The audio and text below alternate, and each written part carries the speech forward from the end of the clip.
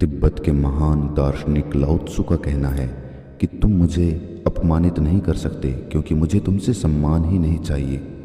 जो लोग दिखावा करके दूसरों की नज़रों में ऊंचा उठना चाहते हैं, उनसे इज्जत पाना चाहते हैं, ऐसे लोगों का दुनिया सिर्फ फ़ायदा उठाती है।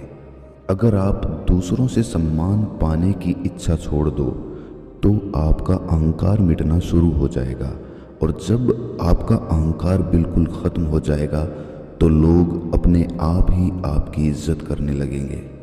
लेकिन समाज में रहते हुए लोगों के बीच अपनी इज्जत कैसे बनाएं? इसके लिए कुछ मूलभूत सिद्धांत होते हैं। इस कहानी के माध्यम से हम उन्हीं सिद्धांतों पर चर्चा करेंगे। तो चलिए कहानी शुरू करते हैं। युद्ध में जीत हासिल करने के बाद युवराज की खुशी का ठिकाना नहीं था। उसके पिता यानी कि उस राज्य के राजा, जो हमेशा अपने बेटे को निकम्मा और नकारा समझते थे, आज उसके रणकौशल का जरूर बखान करेंगे।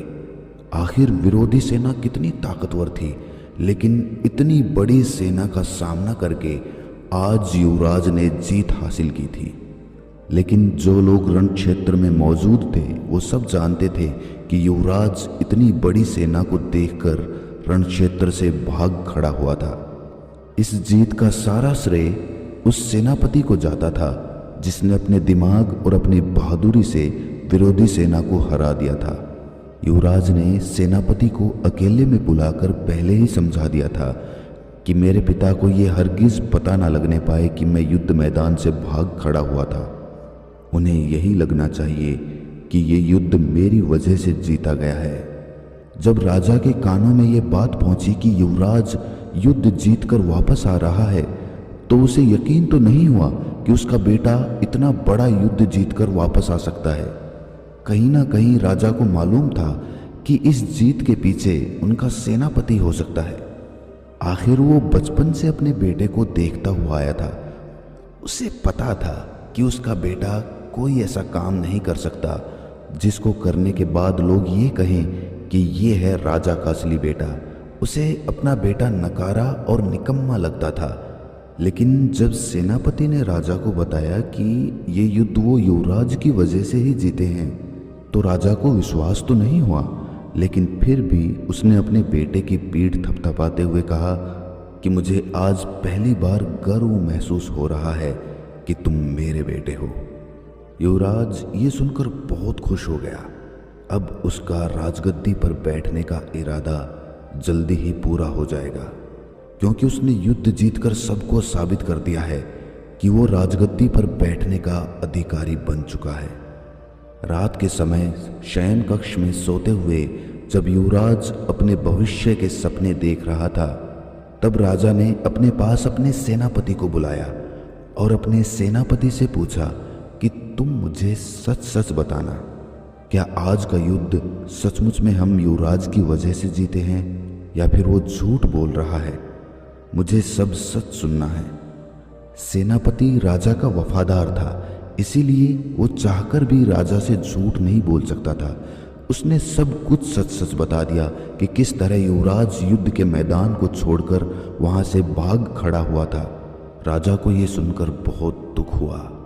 आज उसका बेटा उसी की नज़रों में इज्जत पाने के लिए उससे झूठ बोल रहा है। राजा ने अपने सेनापति के साथ एक योजना बनाई। उस योजना के तहत वो अपने बेटे को सबक सिखाना चाहते थे। वो युवराज को समझाना चाहते थे कि इज्जत झूठ बोलकर नहीं कमाई जा सकती। इज्जत पाने के लिए दूसरे के दिल में जगह बनानी पड़ती है, उसे विश्वास दिलाना पड़ता है, सत्य बोलना पड़ता है, तब कहीं जाकर लोग तुम्हारी इज्जत करना शुरू करते हैं। राजा ने और सेनापति ने अपनी योजना के तहत अगले दिन सुबह सुबह युवराज को अपने साथ लेकर शिकार पर निकल गए। आज राजा एक सिंह का शिकार करने वाला था जिसने प्रजा को परेशान करके रखा हुआ था।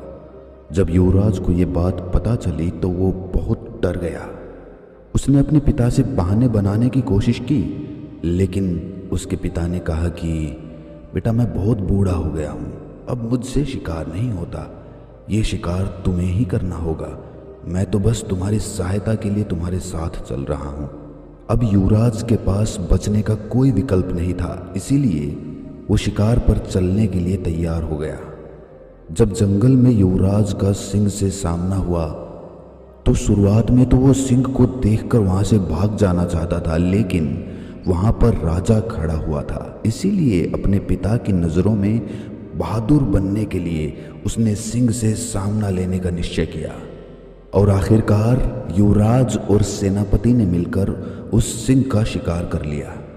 इससे युवराज का आत्मविश्वास बढ़ने लगा था। उसे विश्वास ही नहीं हो रहा था कि उसने एक सिंह को मार गिराया था। जंगल से वापस लौटते वक्त राजा के गुरु की एक कुटिया रास्ते में पड़ती थी।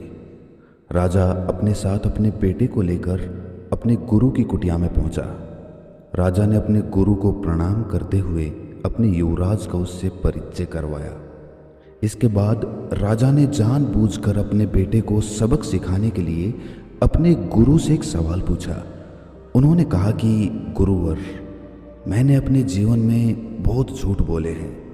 अपने मंत्रिमंडल को हमेशा अपने साथ रखने के लिए मैंने बहुत दिखावा भी किया।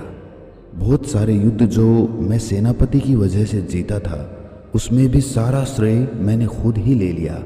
मेरे सेनापति को प्रजा के सामने कभी भी वो सम्मान हासिल नहीं हुआ जिसका वो हकदार हुआ करता था। लेकिन अब मुझे पछतावा होता है। लोग मेरे सामने तो मेरी इज्जत करते हैं, लेकिन मेरे पीठ पीछे मुझे कायर बोलते हैं। मुझे बहुत बुरा लगता है। मैं चाहता हूँ कि मैं अपनी गलतियों को सुधार दूँ, लेकिन कोई तरीका नज़र नहीं आता। मैं ऐसा क्या करूँ कि लोग मुझ पर विश्वास करने लगे, मेरी इज्जत करने लगे। राजा के गुरु ने विचार मग्न होकर कहना शुरू किया। उन्होंने कहा कि राजन, एक बात हमेशा ध्यान में रखना। एक राजा का दिया हुआ वचन किसी भी हालत में पूरा होना चाहिए। जो वादा तुमने किसी से कर दिया, किसी को वचन दे दिया, वो किसी भी तरह पूरा करके दिखाओ। अगर तुम अपने दिए हुए वचन को पूरा नहीं कर पाओगे तो लोग यही कहेंगे कि ये राजा तो बड़बोला है, ये कुछ भी बोल देता है, इसकी बातों के पीछे कोई सच्चाई नहीं होती। और इसी वजह से लोग तुम्हारी इज्जत करना बंद कर देते हैं। वो तुम पर विश्वास ही नहीं करते, तो इज्जत करना तो दूर की बात रही। इसीलिए औपचारिकता में कभी भी किसी को वचन मत देना।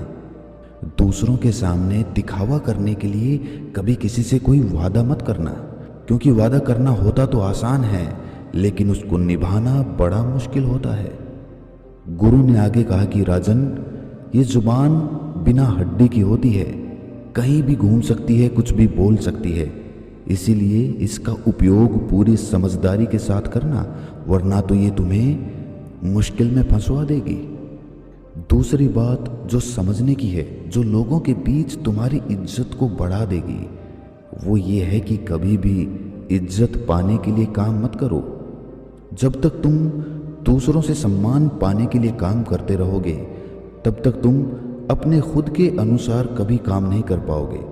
तुम्हारे मन में यही अंतर्द्वंद्व चलता रहेगा कि लोगों को मेरा काम अच्छा लगेगा या नहीं लगेगा, और इसी अंतर्द्वंद्व में फंसकर तुम हमेशा दुखी रहोगे। इसीलिए किसी की अपेक्षा के अभिभूत होकर उसके अनुसार काम मत करो, अपने अनुसार काम करना सीखो। मस्त मौला होते हैं वो लोग जो सम्मान पाने के लिए नहीं जीते, वो जीते हैं जीने के लिए, खुद के लिए, आनंद के लिए। और याद रखना, अगर तुम सम्मान पाने के लिए काम नहीं करोगे तो कोई तुम्हारा अपमान भी नहीं कर पाएगा। तीसरे उपदेश की चर्चा करते हुए गुरु ने समझाया कि राजन, कितनी भी कठिन परिस्थिति क्यों ना हो, चाहे तुम्हारी जान ही क्यों ना चली जाए, लेकिन हमेशा सत्य बोलना सीखो। सत्य बोलना ही लोगों में तुम्हारा विश्वास कायम करता है। सत्य बोलना इतना आसान नहीं होता, क्योंकि सत्य बोलने की वजह से हो सकता है कि तुम्हें बहुत सारी दिक्कतों का सामना करना पड़े, क्योंकि सच हमेशा कड़वा होता है। बहुत सारे लोग उस कड़वे घूंट को पीकर शांत नहीं बैठेंगे, वो तुम्हें परेशान करेंगे, तुम्हें दुखी करेंगे, और इसी कारण तुम वो बोलना शुरू कर देते हो जो लोग सुनना चाहते हैं, और जो कि झूठ होता है। झूठ किसी भी परिस्थिति में तुम्हें खुद से दूर ही लेकर जाएगा। गुरुवर ने अपना अगला उपदेश बताते हुए कहा कि राजन, तुम एक राजा हो, पूरी प्रजा का भरोसा तुम पर है, इसलिए कोई भी काम करो वो सबकी भलाई के लिए होना चाहिए। सिर्फ अपने फायदे के लिए किया गया काम दूसरों की नज़रों में तुम्हें इज्जत नहीं दिला सकता। इज्जत तुम्हें वही काम दिलाएगा जो तुम सबकी भलाई के लिए करोगे। हम लालचवश ये भूल जाते हैं कि जो काम हम कर रहे हैं उससे दूसरों का कितना नुकसान होगा। अपने फायदे के लिए हम ये अपने दिमाग से निकाल देते हैं कि ये काम सिर्फ हमें फ़ायदा पहुंचाएगा, बाकी सबको नुकसान पहुंचाएगा। और ऐसा काम करने के बाद तुम क्या अपेक्षा करते हो कि लोग तुम्हारी इज्जत करेंगे? तो तुम बड़ी भूल में फंसे हुए हो राजन। एक राजा हमेशा न्यायप्रिय होना चाहिए, और राजा ही नहीं अपितु हर इंसान को न्यायप्रिय होना चाहिए। किसी के प्रति ज़्यादा लगाव के कारण हम अन्याय कर देते हैं, हम न्याय नहीं कर पाते हैं। और ये बात सिर्फ तुम पर लागू नहीं होती राजन, ये बात हर उस आदमी पर लागू होती है जो एक ग्रस्त जीवन जी रहा है। ग्रस्त जीवन में जब भी कोई झगड़ा होता है तो आदमी लगाव के कारण अन्याय कर देता है, न्याय करने की क्षमता अपनी खत्म कर लेता है, और इसीलिए घर परिवार में उसकी इज्जत कम होने लगती है। लेकिन इसके विपरीत घर के मुखिया को हमेशा न्यायप्रिय होना चाहिए।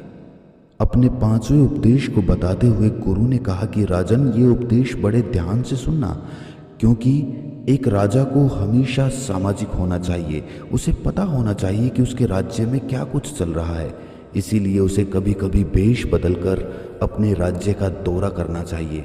और उसी प्रकार जो भी आदमी समाज में रहता है उसे भी सामाजिक होना चाहिए। लोगों के बीच उठना बैठना चाहिए, लोगों की समस्याएं सुननी चाहिए। उसे पता होना चाहिए कि उसके आसपास, उसके समाज में क्या कुछ घटित हो रहा है। इससे समाज पर तुम्हारी पकड़ मजबूत होती जाती है और लोगों के बीच तुम्हारा रुतबा बनने लगता है। और राजन, समाज में हमेशा मीठी वाणी में बात करनी चाहिए, चाहे तुम्हें गुस्सा ही क्यों ना आ रहा हो, लेकिन अपनी वाणी हमेशा मीठी और मन को मोहने वाली बना कर रखना, क्योंकि वाणी ही वो हथियार होती है जो लोगों को हमारे पास खींच कर लेकर आती है। जो लोग इस बात को समझ लेते हैं, अपने जीवन में उतार लेते हैं, वो हर एक व्यक्ति के दिल में अपनी जगह बना लेते हैं। बात चाहे कड़वी ही क्यों ना हो, लेकिन अगर वो सही अंदाज से कही गई हो तो वो बात भी सामने वाले को इतनी नहीं चुभती जितना कि सच चुभ जाता है जो सामने वाले को दुखी करने के लिए कड़वी जुबान से बोला जाता है। अगला उपदेश सुनाते हुए गुरुवर ने राजा को बताया कि राजन, जो मित्र तुम्हारे करीब रहते हैं, तुम्हारे साथ उठते बैठते हैं, तो याद रखना उनमें कोई ऐसा मित्र नहीं होना चाहिए जो तुम्हारी पीठ पीछे तुम्हारी ही बुराई करे, क्योंकि लोग उस पर भी विश्वास करते हैं, क्योंकि वो आपका मित्र है और आपका मित्र आपके बारे में जो बात बोलेगा लोग उसे ही सच मानेंगे, क्योंकि वो आपके आसपास हमेशा मौजूद रहता है। खुद कभी किसी के साथ विश्वासघात मत करना, और साथ के साथ विश्वासघात और धोखेबाज मित्रों से हमेशा सावधान रहना, क्योंकि जितना नुकसान आपका शत्रु आपको नहीं पहुंचा सकता, उतना एक विश्वासघाती मित्र आपको पहुंचा सकता है। इसके बाद राजा के गुरु ने युवराज को संबोधित करते हुए कहना शुरू किया कि युवराज, तुम आने वाले समय के सम्राट हो, तुम ही इस राजगद्दी के असली हकदार कहलाए जाओगे। इसीलिए इन नियमों का अपने जीवन में ज़रूर अनुसरण करना।